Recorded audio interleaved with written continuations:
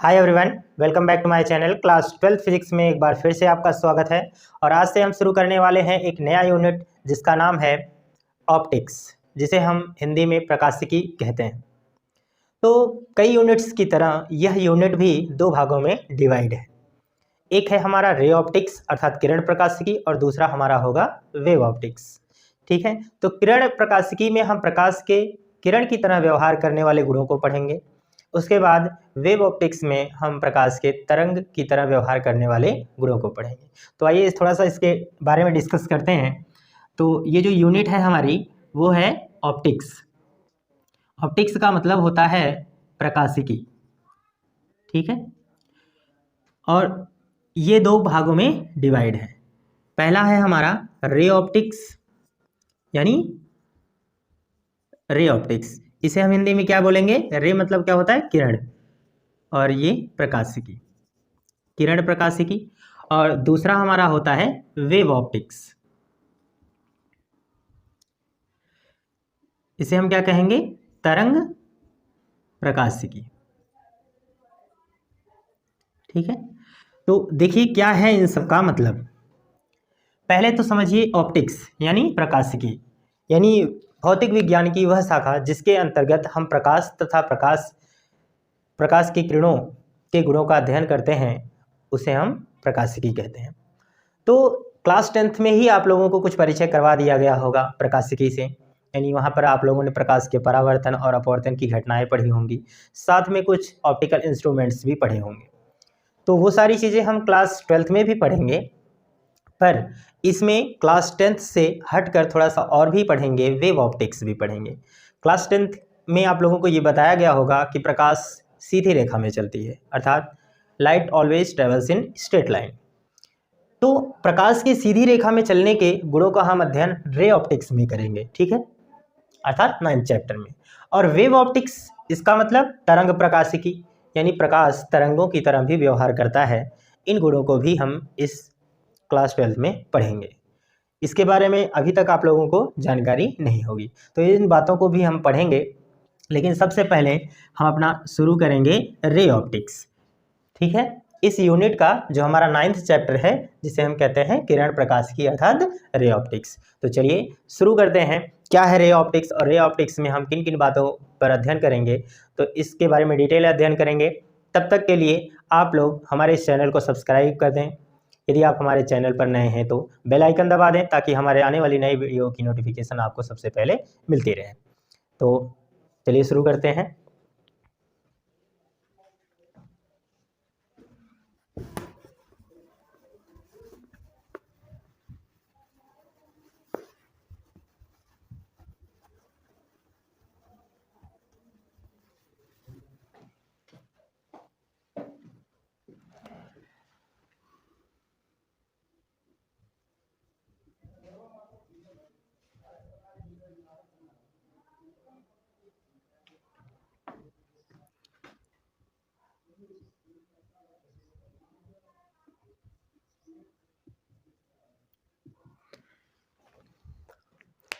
तो अब हम शुरू करेंगे अपने एक नए चैप्टर की शुरुआत होगी यहाँ से, चैप्टर नंबर 9, जिसे हम कहते हैं रे ऑप्टिक्स किरण प्रकाशिकी। तो इसमें हम प्रकाश के किरणों के गुणों के बारे में अध्ययन करेंगे।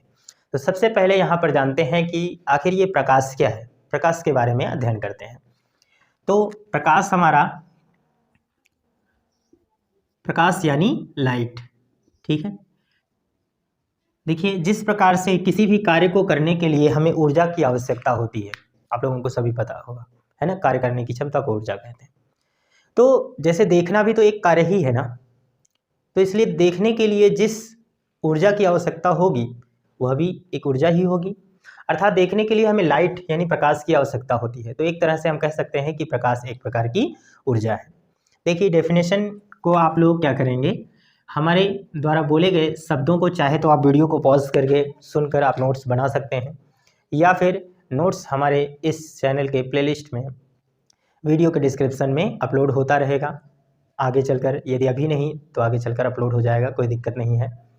तो सबसे पहले प्रकाश की परिभाषा लिखेंगे। प्रकाश क्या है? प्रकाश एक प्रकार की ऊर्जा है जो हमारी आंखों को संवेदित करती है और वस्तुओं को देखने में सहायता प्रदान करती है। प्रकाश स्वयं नहीं दिखाई देती है, बल्कि यह वस्तुओं को देखने में सहायता प्रदान करती है। ठीक है, तो अब क्या करेंगे, प्रकाश की डेफिनेशन के बाद हम यहाँ पर लिखेंगे प्रकाश के गुणों की बात। ठीक है, प्रकाश में कौन कौन से गुण होते हैं, आखिर कौन कौन सी प्रॉपर्टीज़ होती हैं। ठीक है, तो प्रकाश किरणों की प्रॉपर्टीज़ की बात करेंगे। ठीक है, प्रकाश क्या होता है, सबसे पहली बात हम यही सीखेंगे कि प्रकाश सीधी रेखा में चलती है। प्रकाश सीधी रेखा में, यहाँ पर सीधी रेखा में चलती है। ठीक है, प्रकाश क्या होती है, सीधी रेखा में चलती है। और दूसरी बात, प्रकाश जो होता है वैद्युत चुंबकीय तरंगों की भांति व्यवहार करती है। तरंगों की, प्रकाश जो है वो वैद्युत चुंबकीय तरंगों की भांति व्यवहार करती है, ये भी हम समझ लेंगे। ठीक है, वैद्युत चुंबकीय तरंगों की भांति व्यवहार करती है। आप लोग चैप्टर 8 में ये चीज़ पढ़ चुके होंगे, है ना, मैक्सवेल के प्रयोगों द्वारा, कि प्रकाश जो होता है वैद्युत और चुंबकीय तरंगों का एक अध्यारोपण से जो तरंग बनती है उसे हम वैद्युत चुंबकीय तरंगे कहते हैं। तो अगर यह वैद्युत चुंबकीय तरंगों की भांति व्यवहार करती है और वैद्युत चुंबकीय तरंगों को चलने के लिए किसी भी माध्यम की आवश्यकता नहीं होती है, माध्यम हो तो भी चलेगी और नहीं होगा तो भी चलेगी, इसके बारे में चैप्टर 8 में आप जाकर डिटेल में इसका अध्ययन कर सकते हैं। तो इस तरह से अगर यह वैद्युत चुंबकीय तरंगों की भांति व्यवहार करती है तो प्रकाश को माध्यम की आवश्यकता नहीं होगी। तो हम कह सकते हैं कि प्रकाश की जो चाल होगी निर्वात या वायु में, निर्वात या वायु में प्रकाश की चाल 3 × 10⁸ मीटर प्रति सेकंड होती है। या हम इसका एक और दूसरा रूप भी देख सकते हैं, इसे चाहें तो 3 × 10⁻10, लेकिन ये मीटर को हमें क्या करना होगा, सेंटीमीटर प्रति सेकंड लिखना होगा। ठीक है, कभी कभी बच्चों के दिमाग को चेक करने के लिए ये ऑप्शन भी दे दिया जाता है, तो इस ऑप्शन के साथ ये सेंटीमीटर भी देखना बहुत ज़रूरी है। ठीक है, अब इन गुणों के आधार पर हम ये समझते हैं कि प्रकाश में और कौन कौन से नेचर होते हैं। देखिए, जब प्रकाश सीधी रेखा में चलती है तो प्रकाश में परावर्तन और अपवर्तन की घटनाएं घटित होती हैं। ठीक है, तो प्रकाश में परावर्तन, अपवर्तन,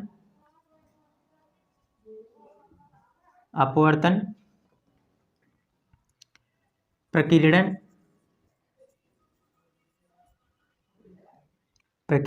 ये जब सीधी रेखा में प्रकाश चलेगी तो इन गुणों का अध्ययन हम करेंगे। ठीक है, इसके अलावा इसी में हम और अध्ययन करेंगे, प्रकाश में ध्रुवण की घटना घटित होती है, ध्रुवण, व्यतिकरण,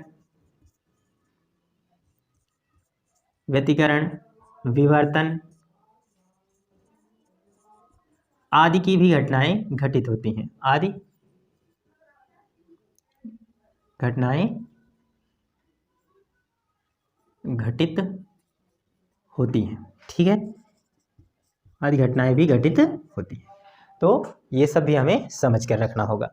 तो ये है प्रकाश की डेफिनेशन और प्रकाश के गुणों के बारे में। प्रकाश सीधी रेखा में चलती है, इससे प्रकाश का परावर्तन, अपवर्तन और प्रकीर्णन की घटना घटित होती है, और साथ में प्रिज्म से वर्ण विक्षेपण भी होता है। और जब तरंग की भांति व्यवहार करेगा तो ध्रुवण, व्यतिकरण, विवर्तन, इन सब घटनाओं को भी घटित होते हुए हम देखेंगे। तो सबसे पहले हम पढ़ रहे हैं रे ऑप्टिक्स, इसलिए रे ऑप्टिक्स में सबसे पहला हमारा टॉपिक आएगा प्रकाश का परावर्तन। देखेंगे कि प्रकाश का परावर्तन क्या है, सबसे पहले ये सीखेंगे। ठीक है,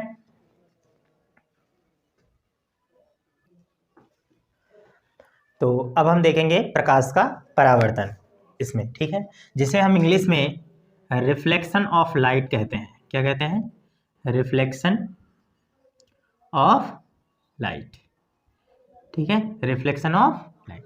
तो प्रकाश का परावर्तन क्या होता है, प्रकाश जब सीधी रेखा में चलती है तो हमेशा यदि उसके सामने कोई अवरोध आ जाता है, कहने का मतलब है जब प्रकाश किसी पालिशदार अथवा चिकने तल पर टकराती है तो उसका अधिकांश भाग वापस उसी माध्यम में लौट जाता है।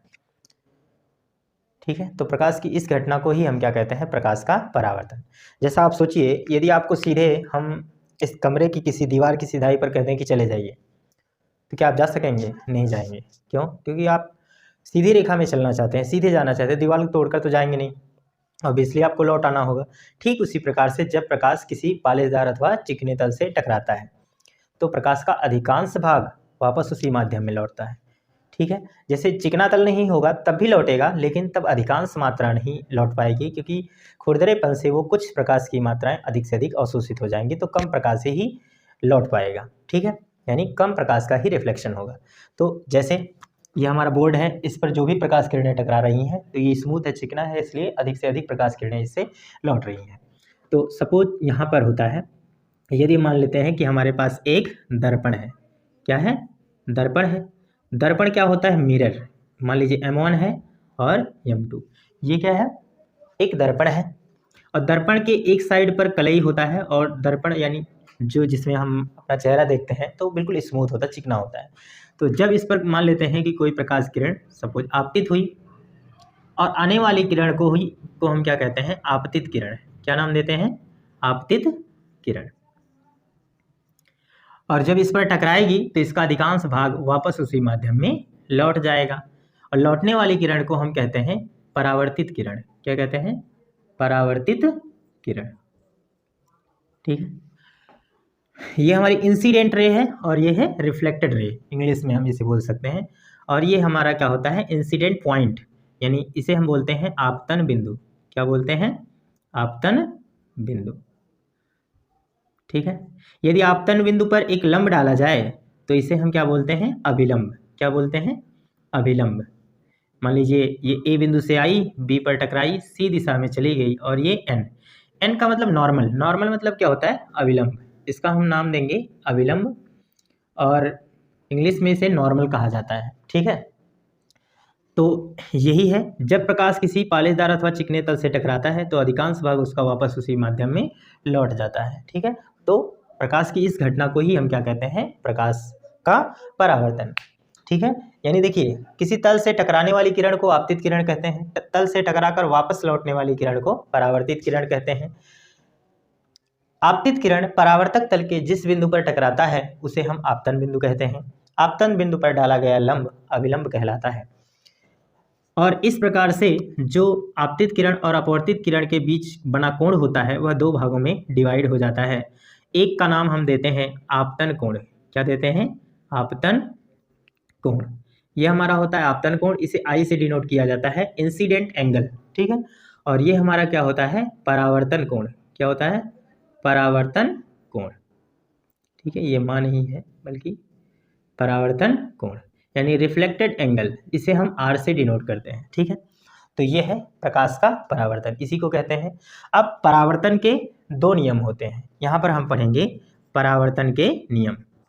ठीक है, परावर्तन के नियम, लॉ ऑफ रिफ्लेक्शन। तो यहाँ पर लिख सकते हैं कि परावर्तन के दो नियम हैं, या यहाँ पर आप ये लिख लीजिए, इसके दो नियम हैं। इसके दो नियम हैं। ठीक है, पहला नियम क्या है? आप समझ लीजिए कि आपतित किरण, परावर्तित किरण और तथा अभिलंब तीनों एक ही तल में होते हैं। ठीक है, तो ये लिख लेंगे, आपतित किरण, आपतित किरण, परावर्तित किरण, परावर्तित किरण तथा आपतन बिंदु पर अभिलंब, अभिलंब तीनों एक ही तल में होते हैं। तीनों एक ही तल में होते हैं। ठीक है, और दूसरा हमारा नियम है आपतन कोण, आपतन कोण I परावर्तन कोण, परावर्तन कोण के, परावर्तन कोण R के सदैव बराबर होता है। सदैव क्या होता है, बराबर होता है। तो ये हमारे परावर्तन के दो नियम हैं, ठीक है। तो आप चाहें तो इसका एक स्क्रीनशॉट ले सकते हैं, फिर हम आगे स्टार्ट करते हैं। हमारा नेक्स्ट टॉपिक है प्रतिबिंब, जिसे हम इंग्लिश में इमेज कहते हैं। प्रतिबिंब ये बहुत ही आसान सा टॉपिक है। जैसा कि आप जानते हैं, जब आप घर से कहीं बाहर निकलते हैं तो दर्पण के सामने आप खड़े होते हैं या दर्पण में आप अपना चेहरा देखते हैं। तो परिभाषा इस तरह से हम देंगे, जब आप दर्पण के सामने खड़े होते हैं, या हम यूँ कहें कि जब हम दर्पण के सामने किसी वस्तु को रखते हैं तो दर्पण में उस वस्तु की आकृति बन जाती है। दर्पण में बनी हुई यह आकृति ही उस वस्तु का प्रतिबिंब कहलाता है। तो काफ़ी आसान सी परिभाषा है, ये तो हम अपने दैनिक जीवन में देखते हैं और इसे आसानी से कह भी सकते हैं, पर फिजिक्स की लैंग्वेज में थोड़ा इस परिभाषा को हम अलग ढंग से सीखेंगे, ठीक है। देखिए, ये हम ट्रिक्स भी बता देंगे आप लोगों को कि किस तरह से आप इस परिभाषा को लर्न करिए, याद करिए। देखिए, जब एक वस्तु, एक नंबरिंग ऐसे कर लेंगे और ये 2, जब एक बिंदु वस्तु से चलने वाली प्रकाश किरणें, यहाँ पर बात करेंगे बिंदु वस्तु की, जब एक बिंदु वस्तु से चलने वाली प्रकाश किरणें किसी दूसरे बिंदु पर जाकर मिलती हैं या मिलती हुई प्रतीत होती हैं, तो इस दूसरे बिंदु को पहले बिंदु का प्रतिबिंब कहते हैं। ये आपका एक कहलाएगा बिंदु वस्तु, ठीक है, और ये हमारा बनेगा इस बिंदु वस्तु का प्रतिबिंब, ठीक है। तो परिभाषा हम इसी तरह से डील करेंगे, जब एक बिंदु वस्तु से चलने वाली प्रकाश किरणें किसी दूसरे बिंदु पर मिलती हैं या मिलती हुई प्रतीत होती हैं, तो इस दूसरे बिंदु को पहले बिंदु का प्रतिबिंब कहते हैं, ठीक है। बहुत ही आसान सी परिभाषा है, ऐसा बिंदु बना लेंगे अगर यह भी एक बिंदु हो तो, ठीक है। अब प्रतिबिंब 2 प्रकार के होते हैं। प्रतिबिंब कितने प्रकार के होते हैं? 2 प्रकार के, 2 प्रकार के होते हैं, ठीक है।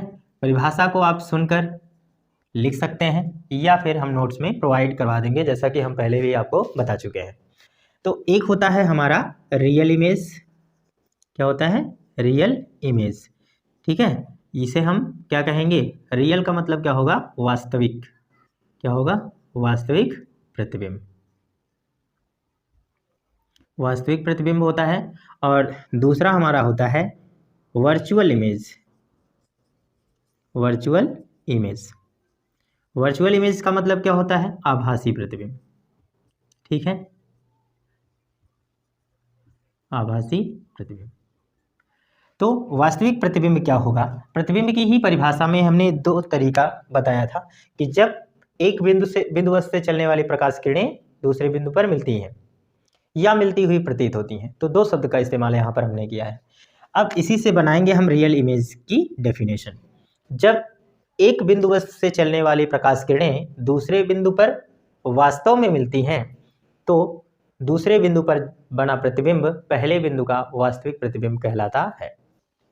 ठीक इसी तरह से दूसरी भी परिभाषा हम दे सकते हैं।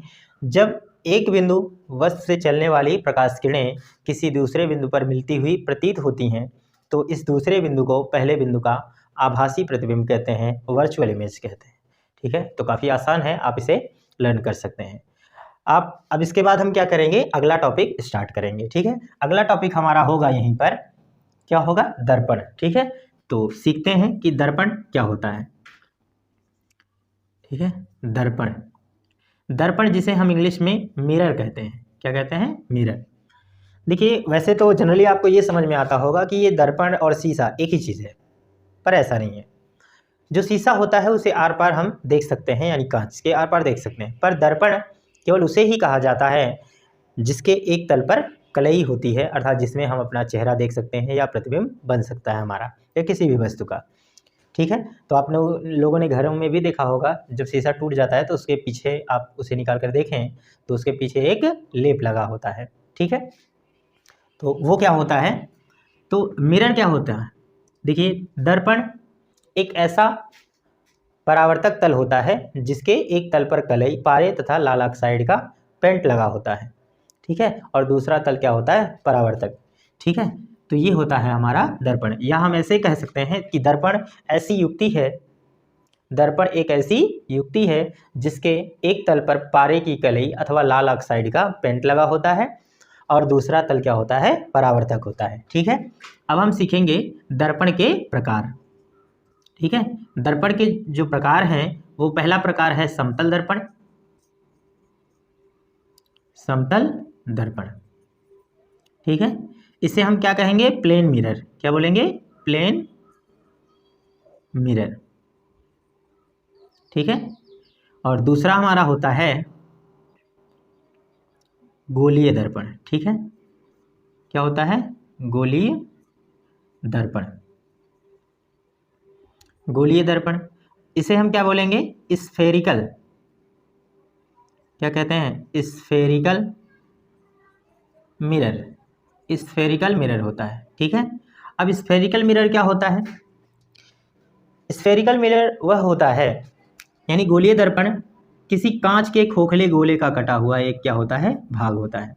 देखिए कांच का कोई खोखला गोला हो, इससे अगर ये काट लिया जाए, ठीक है, तो यही हमारा क्या कहलाता है, गोलीय दर्पण। एक पृष्ठ एक साइड में, इसे ही हम क्या बोलेंगे, गोलीय दर्पण। ठीक है, तो आप लोगों ने जैसे प्लास्टिक की बॉल देखी होगी फूटी हुई, तो आप देखते हैं कि वो पहले गोल सा होता है और उसके फोड़े जाने के बाद एक तल दबा हुआ होता है, एक तरफ उभरा हुआ होता है। ठीक है, तो गोलीय दर्पण उसी तरह से होता है, पर ये कांच के खोखले गोले का कटा होता है। कांच होना चाहिए, यानी गोलीय दर्पण कांच के खोखले गोले का कटा हुआ एक भाग होता है जिसके एक तल पर कलई तथा दूसरे तरफ लाल ऑक्साइड का पेंट लगा होता है, वैसे कि हमने दर्पण की ही परिभाषा में बता दिया है। तो ये हो सकता है। अब कंडीशन आता है कि अंदर भी कलई हो सकती है और बाहर भी कलई हो सकती है। तो अंदर और बाहर कलई यानी पेंट लगने से दो प्रकार के गोलीय दर्पण निर्मित हो सकते हैं।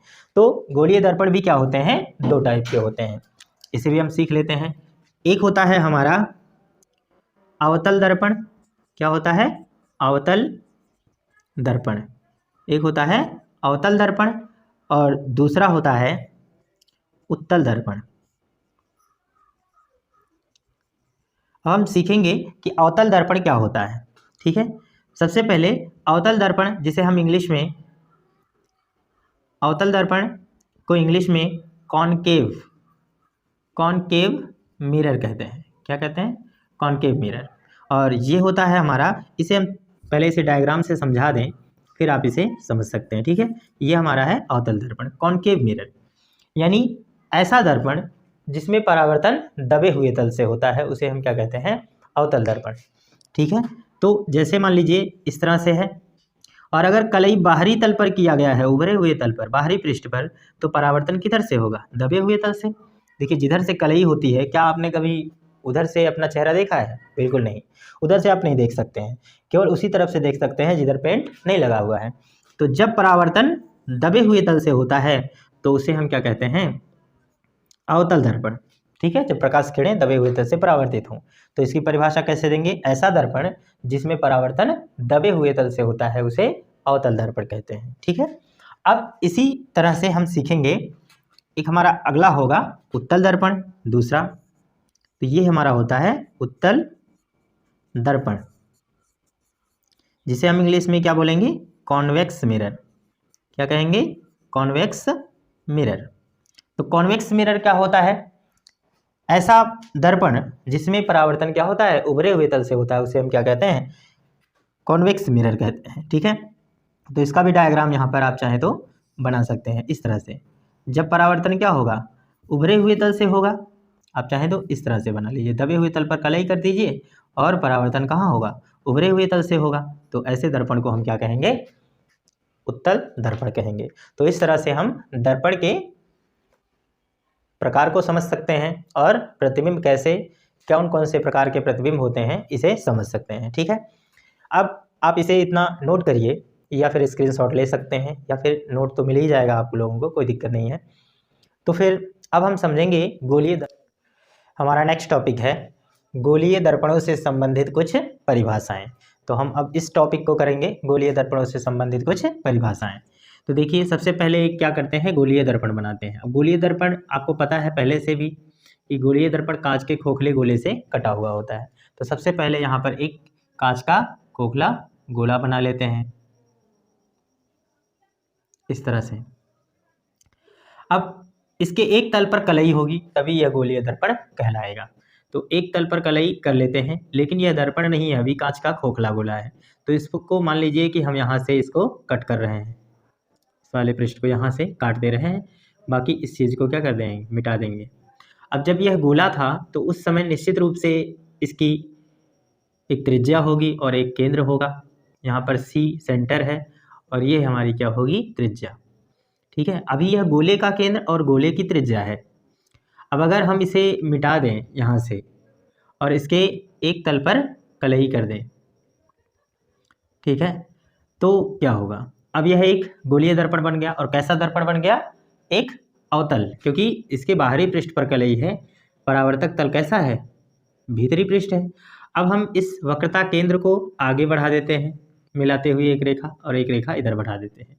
इसको ध्रुव कहते हैं, P यानी पोल। ठीक है, और ये हमारा क्या है, केंद्र। पहले तो ये गोले का केंद्र था, अब ये कैसा है, इस वक्र का केंद्र है, क्योंकि अब ये वक्र बना रहा है। ठीक है, तो इसको धीरे धीरे करके एक एक पॉइंट्स को पढ़ते हैं। और यह जो मिलाने वाली रेखा बड़ी रेखा है, इसे हम कहते हैं मुख्य अक्ष। क्या कहते हैं, मुख्य अक्ष, प्रिंसिपल एक्सिस। ये हमारा वक्रता केंद्र है और ये वक्रता त्रिज्या है। तो एक एक चीज़ों को एक्सप्लेन कर लेते हैं, उनके डेफिनेशंस को जान लेते हैं, ताकि सभी को अच्छे से ये बातें क्लियर हो जाएं। तो सबसे पहला टॉपिक हम इसमें लेंगे अपना वक्रता केंद्र। ठीक है, तो वक्रता केंद्र क्या होता है, उस गोले के केंद्र को, ठीक है, जो गोला ये पहले से था। इसको देखिए, डेफिनेशन आप कई तरीके से दे सकते हैं। पहले क्या बोल सकते हैं, इसी को हम वक्रता केंद्र बोलेंगे। कैसे, उस गोले के केंद्र को जिसका कि दर्पण एक भाग होता है, वक्रता केंद्र कहलाता है। ठीक है, ठीक इसी प्रकार से, या आप ऐसे भी कह सकते हैं कि उस केंद्र को, या ऐसे कहें उस गोले के केंद्र को जिसका कि दर्पण एक भाग होता है, या हम ये कहें कि उस गोले के केंद्र को जिससे दर्पण काटा जाता है, उसके केंद्र को हम वक्रता केंद्र कहते हैं। ठीक है, और दूसरा इसी तरह से सेम डेफिनेशन होगा हमारा वक्रता त्रिज्या का। क्या होगा, वक्रता त्रिज्या। तो वक्रता त्रिज्या क्या है, इसकी डेफिनेशन भी बिल्कुल इसी तरह से है। उस गोले की त्रिज्या को जिसका कि दर्पण एक भाग होता है, वक्रता त्रिज्या कहलाता है। ठीक है, तो चाहे तो आप डेफिनेशन लिख भी सकते हैं हमारे शब्दों को सुनकर। ठीक है, बहुत ही आसान है। ठीक है, और ये सब बस केवल जानकारी के लिए आप लोगों को चाहिए, बाकी ये बहुत ज़्यादा इंपॉर्टेंट नहीं है एग्जाम पॉइंट ऑफ व्यू से, पर अगर जाने रहेंगे तो आगे की चीज़ों के लिए ये बहुत इंपॉर्टेंट होगा। अब इसके बाद तीसरा टॉपिक हमारा आता है ध्रुव, जिसको हम इंग्लिश में क्या बोलते हैं, पोल। ठीक है, ध्रुव क्या होता है, दर्पण के परावर्तक तल के मध्य बिंदु को ध्रुव कहा जाता है। दर्पण के परावर्तक तल के मध्य बिंदु को ध्रुव कहते हैं। ठीक है, तो इसकी भी डेफिनेशन आप देख सकते हैं, चाहे तो आप, बहुत छोटा सा है, एक बार हम लिख के भी बता दें आपको, ऐसे ही लिख सकते हैं, दर्पण के परावर्तक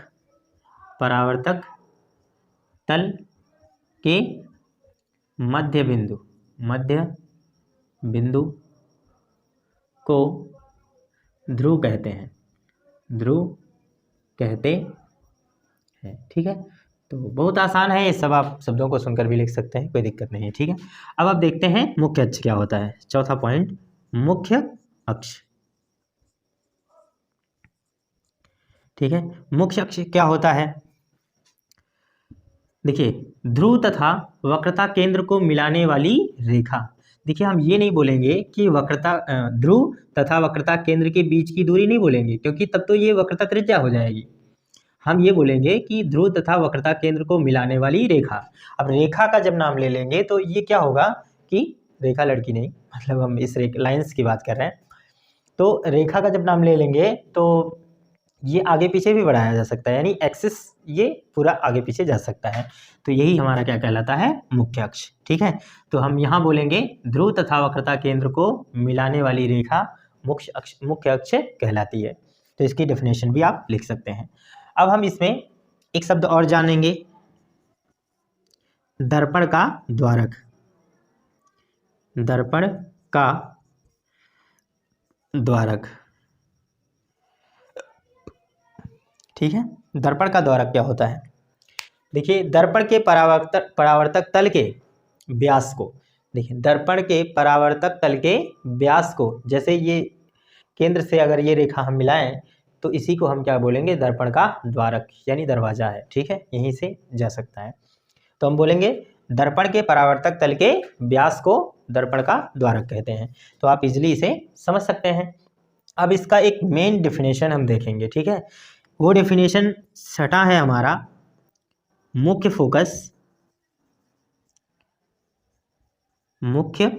फोकस तथा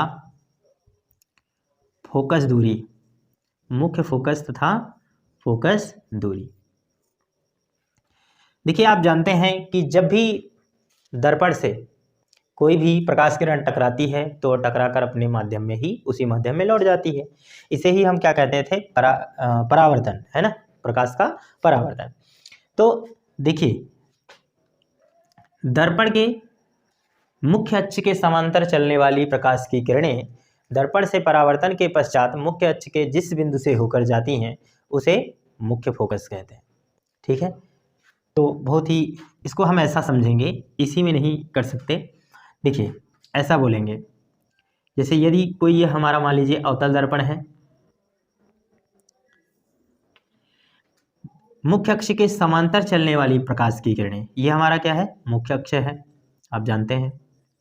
और यहाँ पर आपका रहा होगा प्रकाशिक केंद्र और ये आपका ध्रुव है। तो मुख्य अक्ष के समांतर चलने वाली प्रकाश की किरणें परावर्तन के पश्चात जिस बिंदु से होकर जाती हैं, अब परावर्तित होंगी तो कहीं ना कहीं से तो जाएंगी ही और वो मुख्य अक्ष को काटेंगी। तो जिस बिंदु से होकर जाती हैं इसी को हम क्या कहते हैं? मुख्य फोकस। इसे कैपिटल एफ से दर्शाते हैं। ठीक है, इसे हम क्या कहते हैं? Capital F. तो क्या हो जाएगा? मुख्य अक्ष के समांतर चलने वाली प्रकाश किरण परावर्तन के पश्चात मुख्य अक्ष के जिस बिंदु से होकर जाती है उसे मुख्य फोकस कहते हैं। और देखिए, ध्रुव तथा मुख्य फोकस के बीच की दूरी को फोकस दूरी स्मॉल एफ कहते हैं। ठीक है, क्या बोलेंगे? ध्रुव तथा मुख्य फोकस के बीच की दूरी को फोकस दूरी कहते हैं। तो इस तरह से हम यह भी समझ सकते हैं। इसके बाद आता है फोकस तल। क्या आता है? फोकस तल। फोकस तल, ठीक है। फोकस तल क्या होता है? देखिए, किसी भी, और यहाँ पर ये याद रखेंगे, ये जो फोकस दूरी होती है वक्रता त्रिज्या की आधी होती है बीच में। ठीक है, ये आपको याद रखना है किसी भी दर्पण के लिए। तो आप फोकस तल देखेंगे, मुख्य फोकस से होकर जाने वाली और मुख्य अक्ष के लंबवत तल को ही हम क्या कहते हैं? फोकस तल कहते हैं। ठीक है, जैसे यदि यह आपका दर्पण है, यही फोकस है, इसी से वह तल जो मुख्य अक्ष के क्या हो? लंबवत हो, अर्थात मुख्य अक्ष के लंबवत भी होना चाहिए और फोकस से होकर जाए, अर्थात हम इस वाले तल को ही क्या बोलेंगे? फोकस तल, क्योंकि यह मुख्य फोकस में से होकर जा भी रहा है और साथ में मुख्य अक्ष के क्या है? लंबवत भी है। अगर यही रेखा यहाँ से होकर जाए तो हम इसे फोकस तल नहीं कह सकते। फोकस तल केवल वही है जो मुख्य फोकस में से होकर जाएगा और क्या होगा? मुख्य अक्ष के लंबवत होगा। तो इस तरह से हम अपने इस टॉपिक को कवर कर सकते हैं। काफ़ी आसान सा टॉपिक है जिसे आप अच्छे से समझ सकते हैं। इसके बाद हम इसके आगे के डेफिनेशंस को समझेंगे जिसमें हम चिन्ह परिपाटी पढ़ेंगे। ठीक है, तो अब तक आप इसका एक स्क्रीनशॉट लीजिए, फिर हम अगला टॉपिक स्टार्ट करते हैं। हमारा नेक्स्ट टॉपिक है दूरियां नापने की चिन्ह परिपाटी, यानी हम किस तरह से दर्पण पर प्रकाश किरणें डालते हैं और दूरियों को किस तरह से नापते हैं, इसके बारे में स्टडी करेंगे। देखिए, इसमें कौन कौन सी चिन्ह परिपाटियां हैं इन्हें समझेंगे। ठीक है, सबसे पहली चिन्ह परिपाटी है कि दर्पण पर प्रकाश किरणें सदैव बाईं ओर से ही डाली जाती हैं। ठीक है, प्रकाश किरण क्या होती है? किरण सदैव बाईं ओर से डाली जाती हैं, बाईं ओर से डाली जाती हैं। ठीक है, अर्थात जब भी हम प्रकाश किरणें डालेंगे वो हमेशा बाईं ओर से ही डालेंगे, इधर से ही, हम इधर से नहीं डालेंगे। अब आप सोच रहे होंगे सर दैनिक जीवन में तो हम प्रकाश किरणें कहीं से भी आ सकती हैं दर्पण के अंदर, पर देखिए वो हमारे दैनिक जीवन में यूज करने के लिए है, पर जब हम स्टडी के लिए ऐसा देखते हैं तो वहाँ पर हमेशा हम प्रकाश की किरणों को अध्ययन की सुविधा के लिए बाईं ओर से ही डालेंगे। ये आपको समझ के रखना है। ठीक है, दर्पण पर सदैव प्रकाश किरणें क्या होंगी? बाईं ओर से डाली जाएंगी। पहली प्रॉपर्टी। दूसरा क्या है, सभी दूरियां ध्रुव से मुख्य अक्ष के साथ नापी जाती हैं। यानी जब भी दूरी नापना शुरू करेंगे तो ध्रुव से ही शुरू करेंगे, यहीं से इधर भी और यहाँ से इधर भी। तो यहाँ पर लिख सकते हैं कि सभी दूरियां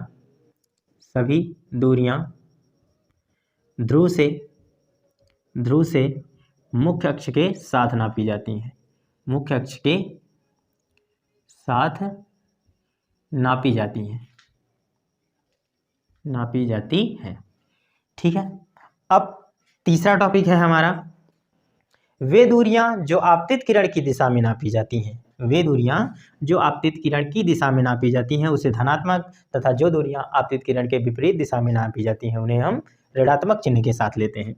अर्थात यदि इधर से इधर जा रहा है, हम इधर ही दूरियों को भी नाप रहे हैं, अर्थात ध्रुव से जब इधर नापेंगे तो वो दूरी क्या होगी, धनात्मक होगी। क्या होगी, धनात्मक। और इस ध्रुव से अगर हम इधर नाप रहे हैं, इधर की ओर दूरी नाप रहे हैं, तो ये हमारा क्या होगा, ऋणात्मक होगा। ठीक है, तो ये क्या होगा, ऋणात्मक। तो यही समझ लेंगे कि इधर नापेंगे तो पॉजिटिव, और अगर बाईं ओर नापेंगे तो ये क्या होगा, निगेटिव होगा। ये हमारा इस टॉपिक के अंतर्गत समझ सकते हैं। ठीक है। उसके बाद चौथा टॉपिक हमारा होगा कि वह दूरी जो मुख्य अक्ष के ऊपर नापी जाती है। अर्थात मुख्य अक्ष के ऊपर अगर इधर दूरी नाप रहे हैं तो भी क्या होगी, धनात्मक होगी, और मुख्य अक्ष के नीचे जो कोई लंबाई होती है उसे हम निगेटिव चिन्ह के साथ लेते हैं। तो इतनी चिन्ह परिपाटी आपको ध्यान में रखनी है। क्या क्या, पहला क्या करना है, हमेशा प्रकाश किरणों को बाईं ओर से डालना है। दूसरी बात, सभी दूरियां ध्रुव से नापनी है। ठीक है, चाहे वो बाईं ओर हो या दाईं ओर हो। उसके बाद यदि आपतित किरण की दिशा में दूरियां नापी जाएंगी, अर्थात ध्रुव से दाईं ओर नापी जाएं, तो हम उन दूरियों को धनात्मक चिन्ह के साथ लेंगे, और अगर आपतित किरण के विपरीत दिशा में नापी जाएं तो वो दूरियां ऋणात्मक होती हैं। इसके साथ ही साथ जो दूरियां मुख्य अक्ष के ऊपर, अर्थात हम कहेंगे कि वस्तु की लंबाई या प्रतिबिंब की लंबाई जब मुख्य अक्ष के ऊपर नापी जाए तो धनात्मक, और नीचे नापी जाए तो ऋणात्मक चिन्ह के साथ ली जाती है। तो दोस्तों आज के लिए बस इतना ही। तो मिलेंगे अब आप लोगों से अगली क्लास में, तब तक के लिए